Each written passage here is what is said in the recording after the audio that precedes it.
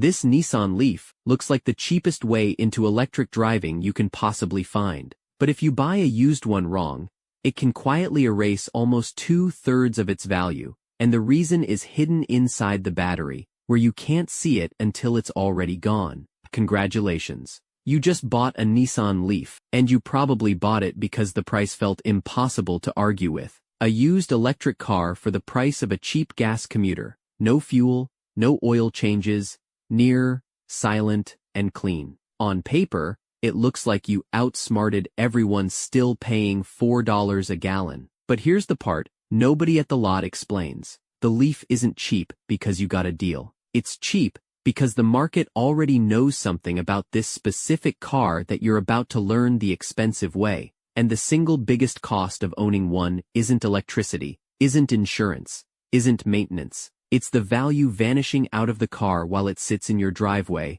and one invisible component that decides whether you bought a bargain or a trap. So before you celebrate, let's follow the money. That's the contradiction this whole video is about. The Leaf is one of the cheapest used EVs in America, and it is cheap for reasons that don't disappear just because you're the one buying it now. And here's the first number that makes it real. Depreciation is not a footnote on an electric car. On most EVs, it's the single largest cost of ownership, bigger than charging, bigger than insurance, bigger than maintenance combined. Yet, almost nobody runs that number before they buy. They look at the low price and feel clever. They don't look at what the car will be worth when they try to leave. But the payment isn't even the part that hurts. Because with the Leaf, there's a specific reason the value falls this hard, and it's not just EVs depreciate. It's mechanical, it's real, and it's the thing you cannot see on the test drive. Here it is. To build the Leaf as cheaply as possible, Nissan did something almost no other automaker did. The first and second generation Leaf uses a passively air-cooled battery, no liquid cooling, no active thermal management. Almost every other modern EV on the road uses a liquid-cooled pack that keeps the battery in a safe temperature range. The Leaf just lets the air do the work, and in a hot climate, that decision quietly rewrites your ownership. And right now you might be thinking, fine, it loses some range, every used car has some wear, I'll just live with a little less. But this is where the Leaf is different from a gas car, and it's the trap that catches people. On a used Leaf, the battery is not a part of the value. It is the value. A degraded pack can turn a car that looked like a $6,000 bargain into something that barely covers 30 or 40 miles on a winter morning. The body can be spotless, the interior can be perfect, and the car can still be nearly worthless, because the one component that matters is invisible, and it's the one thing most buyers never check. So what happens when that battery finally gives up? This is the number that ends the fantasy. Replacing a Leaf battery is one of the largest single costs in the entire ownership story. Depending on the pack size and the year, a replacement can run anywhere from around $5,000 to well over $10,000. And on the largest modern packs the figures climb higher still. Sit with that against the price of the car. You may have bought a used Leaf for $8,000 and be staring at a battery bill worth more than the entire vehicle. That is the moment the cheap car stops being cheap. And if that were the only problem, you could at least plan around it. It isn't. Because there's a second invisible cost built into this specific car, and it has nothing to do with the battery's health. It's the plug. Every Leaf built through 2024 fast charges using a connector called CHAdeMO. And CHAdeMO in North America is being quietly abandoned. Charging networks have essentially stopped installing new CHAdeMO connectors. The industry has moved to CCS and now to Tesla's NACS standard. The Leaf was effectively the last mass-market car sold here, still using the old plug. So as the years pass, the public fast charging options for your Leaf don't stay the same. They shrink. Every new charging station that goes up is one your car may not be able to use at full speed or at all. You didn't just buy a car with a smaller battery. You bought a car slowly being locked out of the fast charging network it depends on for any trip longer than a commute.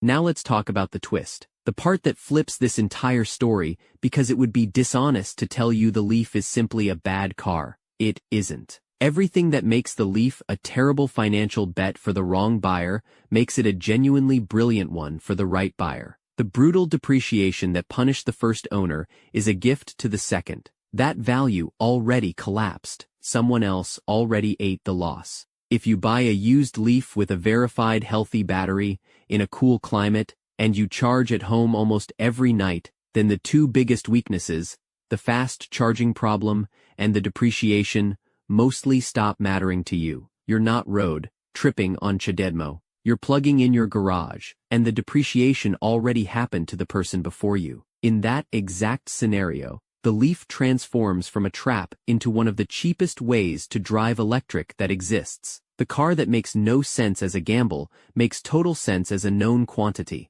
The entire difference between a great decision and an expensive mistake comes down to one thing you can actually measure before you buy: the health of that battery. Which is why the single most important step in buying a used Leaf is the one almost nobody takes. Before you hand over $1, you check the battery's state of health. There's an app, LeafSpy, and a cheap adapter that plugs into the car's diagnostic port. And together, they'll show you exactly how much capacity that pack has left and how hard it's been fast charged in its life. It costs almost nothing. And it is the difference between buying remaining range and buying someone else's worn-out experiment. If a seller won't let you check the battery health on a Leaf that's out of warranty, that refusal is your answer. Walk away. So let's add it all up honestly. The purchase price on a used Leaf is low, sometimes shockingly low. But the real cost is a chain of things the price tag hides. The value that will keep falling when it's your turn to sell. A battery that may be quietly dying in a way you can't see,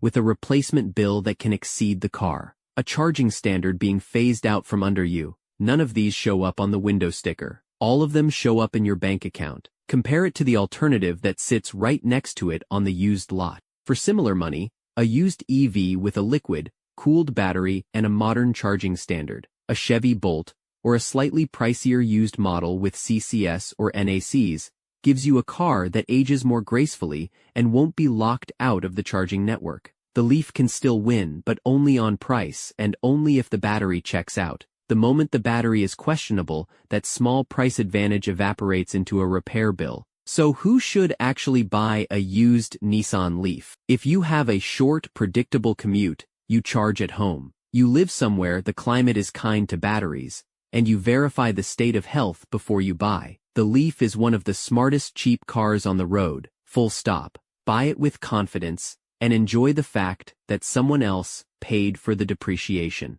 Who should walk away? If you need one car to do everything, if you road trip, if you live where summers are brutal, or if the seller can't or won't show you the battery health, then that low price isn't a bargain, it's bait. At that point, you're not buying a cheap EV. You're buying a countdown to a repair bill and the clock is already running. And here's the one thing to do before you sign anything. Don't ask what the Leaf costs. Ask what the battery has left. Because on this specific car, that single measurement decides everything. Get it in writing, get it verified, and the Leaf can be the best value electric car you'll ever own. Skip it, and you'll learn the hard way why this car was so cheap in the first place. Congratulations. You just found the cheapest EV on the lot. Now you know exactly why it was cheap, and exactly how to make sure the price stays a bargain instead of becoming a warning.